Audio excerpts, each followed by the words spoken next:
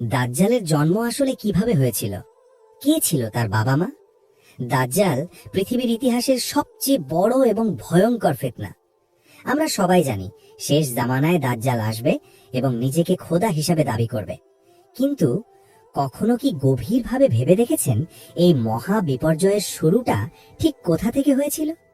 কে ছিল সেই নারী যার গর্ভে জন্ম নিয়েছিল মানব ইতিহাসের সবচেয়ে বড় এই প্রতারক? হাদিসের পাতা খুঁজলে দাজ্জালের জন্ম আর তার বাবা মাকে নিয়ে এমন কিছু গায়ে কাটা দেওয়া তথ্য পাওয়া যায় যা হয়তো আপনি আগে কখনোই শোনেননি। সময়টা আজ থেকে বহু শতাব্দী আগের। পৃথিবীর বুকে তখনও আধুনিক সভ্যতার আলো সেভাবে পৌঁছায়নি। চারদিকে রুক্ষ প্রান্তর আর বিশাল বালুচর। সব নবী ও রাসূলগণ তাদের নিজ নিজ উম্মতকে দাজ্জালের এই ভয়ঙ্কর ফিতনা সম্পর্কে সতর্ক করে গেছেন। কিন্তু এই দাজ্জালের শেকড় কোথায় লুকিয়েছিল? হাদিসের বর্ণনায় আমরা এক অদ্ভুত দম্পতির কথা জানতে পারি। এরা আর 10 জন সাধারণ মানুষের মতো ছিল না। তাদের শারীরিক গঠন, তাদের জীবনযাপন সবকিছুর মাঝেই লুকিয়েছিল এক চরম অস্বাভাবিকতা। নবীজি দাজ্জালের বাবা মায়ের যে নিখুঁত বর্ণনা দিয়েছেন তা শুনলে যে কারো মনে এক অজানা ভয়ের সৃষ্টি হবে। দাজ্জালের বাবা, সে দেখতে মোটেও সাধারণ ছিল না। তার উচ্চতা ছিল অস্বাভাবিক রকমের বেশি আর শরীর ছিল প্রচুর মাংসে ভরা। কিন্তু সবচেয়ে অদ্ভুত ছিল তার চেহারা। তার নাক ছিল কোনো শিকারী পাখির ঠোঁটের মতো লম্বা আর নিচের দিকে বাঁকানো। তার চোখের দৃষ্টিতে কোনো মায়া ছিল না, ছিল এক ধরনের বন্য হিংস্রতা। অন্যদিকে তার মা, সেও ছিল অদ্ভুত বিশাল দেহের অধিকারী এক নারী। তার শারীরিক গঠন সাধারণ মানুষের সাথে একেবারেই বেমানান ছিল। এই দুজন মানুষকে দেখলে মনে হতো পৃথিবীর সমস্ত অমঙ্গল যেন তাদের মাঝেই এসে জড়ো হয়েছে। এই অদ্ভুত দম্পতির জীবনে কোনো সুখ ছিল না। দীর্ঘ 30টি বছর তারা ছিল সম্পূর্ণ নিঃসন্তান। এই 30 বছর তাদের জীবনে যেন এক অভিশাপ হয়েছিল। কিন্তু প্রকৃতি যেন তাদের প্রতি ইচ্ছা করেই মুখ ফিরিয়ে নিয়েছিল। অথবা হয়তো মহান আল্লাহ তাআলার ফায়সালা এমনই ছিল। হয়তো পৃথিবী প্রস্তুত হচ্ছিল এক মহা প্রলয়ঙ্করী ফিতনাকে গ্রহণ করার জন্য। আর তাই প্রয়োজন ছিল দীর্ঘ এক নীরবতার। এই 30টি বছর ছিল যেন কোনো ভয়ঙ্কর ঝড়ের আগের চরম নিস্তব্ধতা। অবশেষে 30 বছর পর যখন এই দম্পতি প্রায় আশাই ছেড়ে দিয়েছিল, ঠিক তখনই এক অমঙ্গলজনক ছায়া নেমে এলো তাদের জীবনে। নারীটি বুঝতে পারল সে গর্ভবতী। কিন্তু এই গর্ভধারণ অন্য কোনো সাধারণ মায়ের মতো ছিল না। যেদিন থেকে এই ভ্রূণ তার জঠরে এলো, তার চারপাশের পরিবেশ বদলাতে শুরু করলো। গর্ভাবস্থার প্রতিটি রাত সেই নারীর জন্য ছিল এক একটি বিভীষিকা। সে রাতে ঠিকমতো ঘুমাতে পারত না। তার মনে হতো পেটের ভেতর কোনো মানব শিশু নয়, বরং ভয়ঙ্কর কিছু একটা নড়াচড়া করছে। সে স্বপ্নে দেখত চারদিকে শুধু আগুন আর রক্ত। দেখত এক বিশাল একচোখা দানব পুরো পৃথিবীকে ধ্বংস করে দিচ্ছে। যন্ত্রণায় আর আতঙ্কে নারীটি প্রায় রাতের অন্ধকারে চিৎকার করে উঠত। তারা ঘুণাক্ষরেও জানত না তাদের নিজেদের ঘরেই তিল তিল করে বড় হচ্ছে পৃথিবীর সবচেয়ে বড় ফিতনা। অবশেষে ঘনিয়ে এলো সেই রাত। প্রকৃতি যেন আগে থেকেই থমথম করছিল।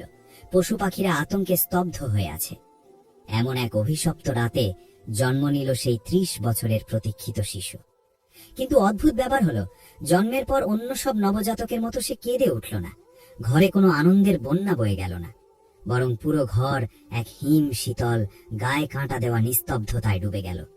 পিতামাতা যখন প্রথমবারের মতো তাদের সন্তানের দিকে তাকালো, তাদের চোখে কোনো আনন্দ ছিল না, ছিল কেবলই এক বোবা আতঙ্ক। শিশুটির চেহারা ছিল ভয়ঙ্কর। তার দুটি চোখ সাধারণ মানুষের মতো ছিল না। একটি চোখ ছিল ফোলা, যেন আঙুরের মতো বেরিয়ে আছে, আর অন্য চোখটি ছিল একেবারে মাংসপিণ্ড দিয়ে ঢাকা, সম্পূর্ণ অন্ধ। তার গায়ের রং ছিল লালচে, আর মাথার কোঁকড়ানো চুলগুলো দেখে মনে হচ্ছিল যেন ছোট ছোট সাপ একে অপরের সাথে পেঁচিয়ে আছে। এই শিশুটি কাঁদত না, হাসত না। দিনের পর দিন সে নিস্তেজ হয়ে পড়ে থাকত। কিন্তু হাদিসের বর্ণনায় এসেছে তার চোখ ঘুমিয়ে থাকলেও তার অন্তর কখনোই ঘুমাতো না। সে চারপাশের সবকিছু বুঝতে পারত। 30 বছরের শূন্যতা কাটিয়ে যে সন্তান তাদের ঘরে এলো, সে নিয়ে এলো কেবলই অমঙ্গল আর এক অজানা আতঙ্ক। 30 বছরের দীর্ঘ অপেক্ষার পর জন্ম নেওয়া সেই একচোখা ভয়ঙ্কর শিশুটি, যে শিশু কাঁদত না, হাসত না, কেবল এক বুক কাঁপানো নিস্তব্ধতা নিয়ে পড়ে থাকত, তার এরপর কি হলো? ইতিহাসের পাতা থেকে দাজ্জালের শৈশবের গল্পটুকু যেন কোনো এক অজানা জাদুতে হারিয়ে গেছে। সে কিভাবে বড় হলো, কিভাবে সে তার বাবা মায়ের ঘর থেকে বের হলো, তার কোনো বিস্তারিত তথ্যই কোথাও পাওয়া যায় না। কিন্তু এরপর তাকে পৃথিবীর বুকে যে অবস্থায় পাওয়া যায় তা আগের চেয়েও 1000 গুণ বেশি ভয়ঙ্কর। সময়টা তখন আমাদের প্রিয় নবীজি সাল্লাল্লাহু আলাইহি ওয়াসাল্লামের যুগ। বিখ্যাত সাহাবী ফাতিমা বিনতে কায়েস রাদিয়াল্লাহু আনহা থেকে একটি লোমহর্ষক হাদিস বর্ণিত আছে। তামিম আদ-দারি নামের এক ব্যক্তি, যিনি তখনও ইসলাম গ্রহণ করেননি, ছিলেন একজন খ্রিস্টান পণ্ডিত। তিনি তার আরো 30 জন সঙ্গীকে নিয়ে একটি জাহাজে করে সমুদ্র ভ্রমণে বেরিয়েছিলেন। কিন্তু মাঝ সমুদ্রে হঠাৎ এক ভয়ঙ্কর ঝড় ওঠে। দিক হারিয়ে ফেলে তাদের জাহাজ। চারদিকে শুধু পানি আর পানি।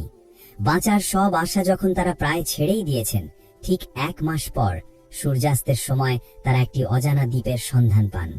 দ্বীপটি দেখতে মোটেও স্বাভাবিক ছিল না। পৃথিবীর কোনো মানচিত্রে এই দ্বীপের নামগন্ধও নেই। জীবন বাঁচাতে তামিম আদ-দারি এবং তার সঙ্গীরা ছোট নৌকায় করে সেই রহস্যময় দ্বীপে পা রাখলেন। কিন্তু দ্বীপে পা রাখতেই তাদের জন্য অপেক্ষা করছিল এক ভয়ঙ্কর চমক। তাদের সামনে এসে দাঁড়ালো অদ্ভুত এক বিশাল প্রাণী। প্রাণীটির সারা শরীর বড় বড় লোমে ঢাকা। লোমের কারণে তার মুখ কোনটা আর পেছন দিক কোনটা তা বোঝার কোনো উপায়ই ছিল না। তামিম আদ-দারি এবং তার সঙ্গীরা ভয়ে শিউরে উঠলেন। তারা কাঁপা কাঁপা গলায় জিজ্ঞেস করলেন, কে তুমি? কি অদ্ভুত তোমার চেহারা?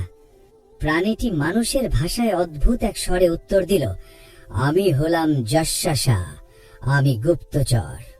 জাসসাসা তালের বলল, তোমরা ওই পুরনো গির্জার দিকে যাও।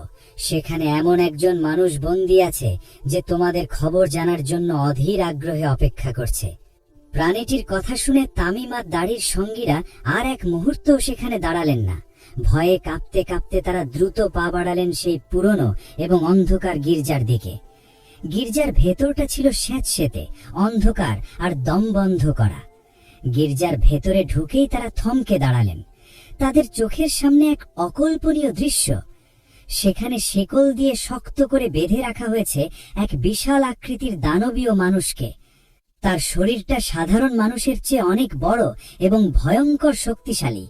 তার 2 হাত গলার সাথে এবং 2 পা হাঁটু থেকে গোড়ালি পর্যন্ত লোহার ভারী শেকল দিয়ে এমন ভাবে বাঁধা যে তার নড়ার কোনো উপায়ই নেই। বন্দী মানুষটি তাদের দেখেই অদ্ভুত সব প্রশ্ন করতে শুরু করল। সে তাদের নাম বা পরিচয় জানতে চাইল না। সে জানতে চাইল সিরিয়ার বাইসান এলাকার খেজুর বাগানের কথা, সেখানে এখনো ফল ধরে কিনা।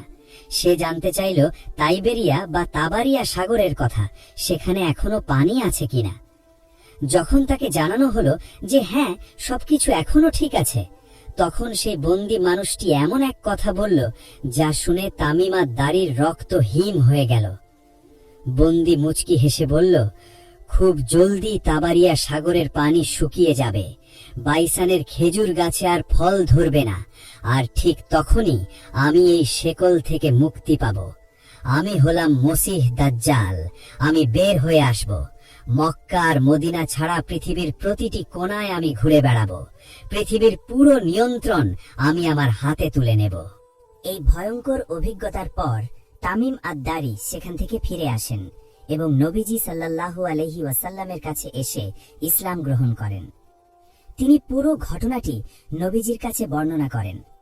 নবীজি সাল্লাল্লাহু আলাইহি ওয়াসাল্লাম সব শুনে মসজিদে নববীতে সবাইকে জড়ো করেন এবং এই ভয়ঙ্কর সত্যটি পুরো মানব জাতির জন্য জানিয়ে দেন। হ্যাঁ, দাজ্জাল কোনো রূপকথার গল্প নয়। সে জন্মেছে, সে বড় হয়েছে এবং এই মুহূর্তে সে পৃথিবীরই কোনো এক অজানা দ্বীপে শেকলবদ্ধ অবস্থায় বন্দী আছে।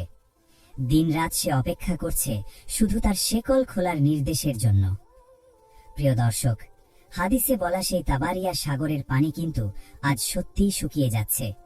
বাইসানের বাগানে আগের মতো আর খেজুর ধরে না। আলামতগুলো চোখের সামনে স্পষ্ট হয়ে উঠছে।